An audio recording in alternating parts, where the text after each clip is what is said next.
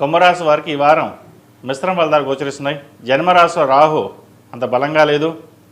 అలాగే పంచమంలో గురువు కూడా కంబస్ట్ అయ్యారు. సంతానపరంగా కొన్ని ఇబ్బందులు అనేవి ఏర్పడతాయి. అటు ఆరోగ్యపరంగా కావచ్చు, లేదా ఉద్యోగపరంగా కావచ్చు, ఎడ్యుకేషన్ పరంగా కావచ్చు, ఏదైనా సరే సంతానం సంబంధించిన చిన్న చిన్న ఇబ్బందులు అనేవి వీరికి ఏర్పడతాయి. మీరు ఎన్ని ప్రయత్నాలు చేసినప్పటికీ అవి సఫలీకృతం కావు. ఆరోగ్య రీత్యా కూడా కొన్ని జాగ్రత్తలు తీసుకోవాలి. చిన్న సర్జరీలు కూడా అయ్యే అవకాశం గోచరిస్తోంది. స్పాంటిలిటిస్, మోకాలు నొప్పులు, ఇండైజెషన్, అసిడిటీ, లివర్ సంబంధించిన ఇష్యూస్ అనేవి ఏర్పడే అవకాశాలు గోచరిస్తోంది. సరైన సమయంలో ఆహారం, తగినంత నిద్ర తీసుకోవడం అనేది చెప్పదగిన సూచన. కాలం సరిగా లేనప్పుడు మౌనంగా ఉండడం మంచిది.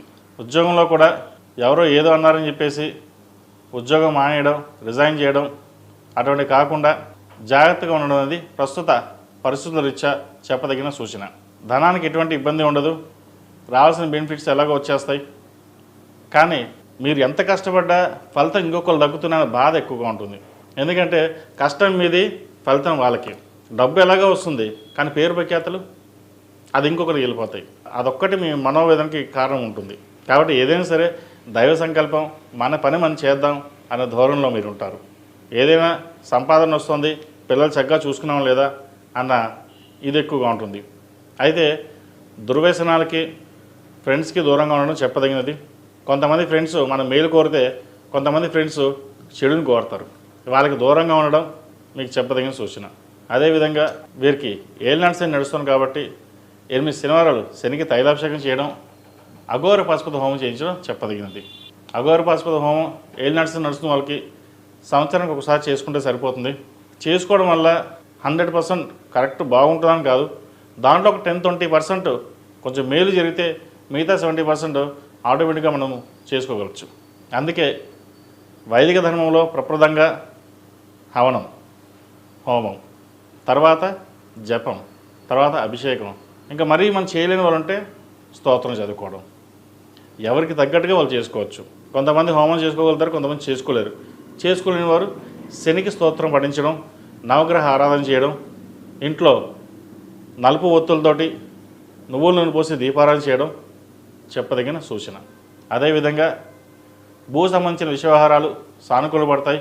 బంగారాన్ని కొనుగోలు చేస్తారు. రావాల్సిన బెనిఫిట్స్ ఏవైతే ఉన్నాయో వారాంతంలో వచ్చే అవకాశం గోచరిస్తుంది. ఈ రాశిలో నిర్మించిన విద్యార్థులకు కాలం అనుకూలంగా ఉంది. అయితే వచ్చిన అవకాశాలని చేతులారా వదులుకుంటారు. మంచి కాలేజీలో సీట్ వస్తే దాన్ని వదులుకుని ఇంకో కాలేజీకి వెళ్తారు. అంటే అక్కడ మన ఫ్రెండ్స్ ఉన్నారు. ఫ్రెండ్స్ని ఎంతవరకు కంట్రోల్గా పెట్టుకుంటే అంత మంచిది. మన భవిష్యత్తు బాగుండాలి అంటే ఫ్రెండ్స్ ఉండాలి, నేను కాదనట్లేదు. కానీ ఫ్రెండ్స్ కూడా లిమిటెడ్గానే ఉండాలి. చదువు కంటే ఏది ఎక్కువ కాదు. ప్రప్రదంగా చదువే ముఖ్యం. చదువుకున్నవారు రేపొద్దున 10 మందికి మనం ఉపయోగపడతాం. అది గుర్తుపెట్టుకోండి. అది గుర్తుపెట్టుకుని మెసగండి. ఈ రాశిలో నిర్మించిన స్త్రీలకు విద్యా అవకాశాలు, ఉద్యోగ అవకాశాలు, వ్యాపార పరంగా అన్నీ బాగున్నాయి. వివాహం కాని వారికి వివాహ ప్రయత్నాలు ప్రారంభించవచ్చు. మంచి అవకాశాలు కలిసి వస్తాయి.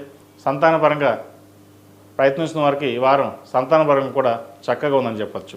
ఈ రాశి వారు ప్రతిరోజు ప్రతినిత్యం ఓం నమః శివాయ ఒత్తులతోటి నువ్వుల నూనె పోసి దీపారాధన చేయండి.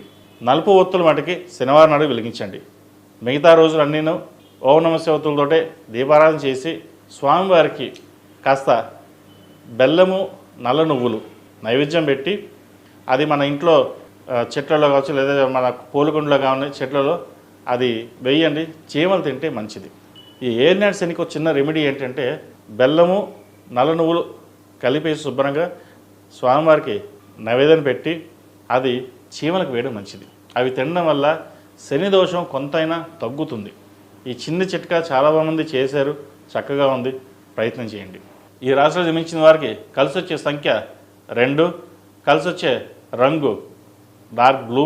ఏదైనా పని మీద బయటకు వెళ్ళినప్పుడు సోమవారం కానీ శుక్రవారం నాడు కానీ వెళ్ళండి. మంచి ఫలితాలు సంప్రాప్తిస్తాయి.